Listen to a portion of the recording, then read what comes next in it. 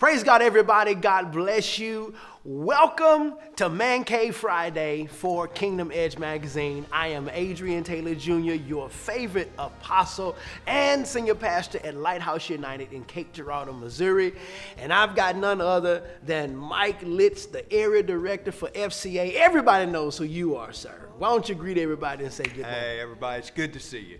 Praise the Lord. Listen, I'm so excited to have you here with me.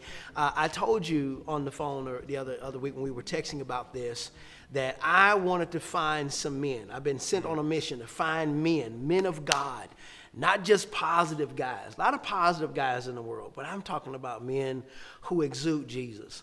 And the first guy that I could think of when I said I'm going to do this, Man Cave Fridays was you. And I was so honored that you would even be willing to come and have a conversation with me. What a blessing. Because I know how important it is for you to see men living for Jesus. Amen. So I got a question for you, Mike. Is Jesus only for women? Well, gosh, I hope not, because I'm sitting with a man, and I'm a man. Yeah. So Jesus is for women. Yeah. No doubt about it. I've been around some of the most faithful women in my lifetime that have really encouraged me in my journey of faith. But as I recall, going back to the scriptures, Jesus chose 12 men. He did. And he called them. And they were ordinary men that he gave extraordinary power. And these men were unleashed into the world to transform the world for Jesus Christ. That's right. And he's still doing that today.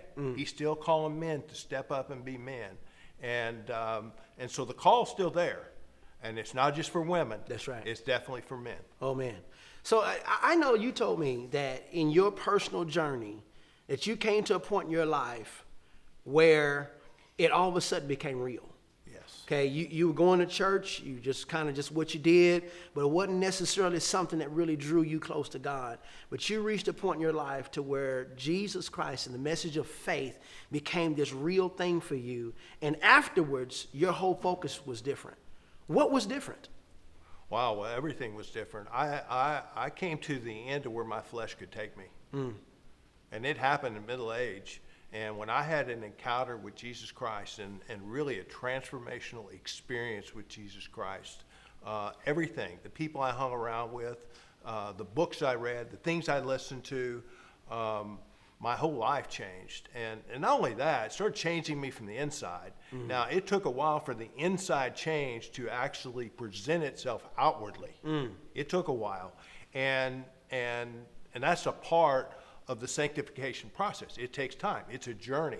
It's a wonderful journey, but over time, my outward behavior started lining up with the things that God was making clear to me through his word, through other men, and it changed everything. How important has other men of God been in your spiritual development? The most important. I mean, the first person, when I had my experience, and I actually gave my life to Christ, the very next morning, I called my pastor, John Rice, and said, John, I don't know what just happened to me, but I know I'm supposed to take a step toward God, and I don't know how to do it. Will you help me?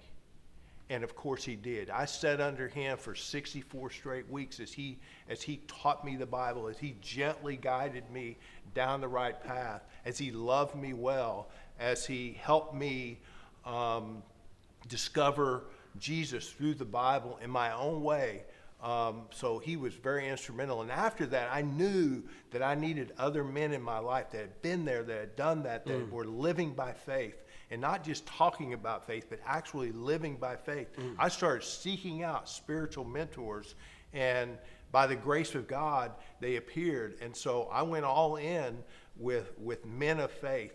And it was so new to me and so raw to me that they poured into my life in a way that I knew someday, given the right opportunity, given development in my faith, that's what I wanted to give my life to.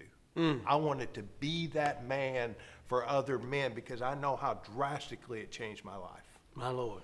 So I guess really one of the big takeaways is if you're going to be a man of God, you can't do it by yourself. You got to have the openness and the willingness to lay your pride down and say, you know what? I don't know what I'm doing. Right. I need somebody to help me. That's the encouragement that I'm going to give you. Man, listen, I would love for us to talk more, and I know you guys were blessed by this. I want to tell you, this man and I had a powerful conversation. We recorded it on our podcast. If you want to hear more about his testimony, how his life changed, because before Jesus, he was a mess. I promise you that.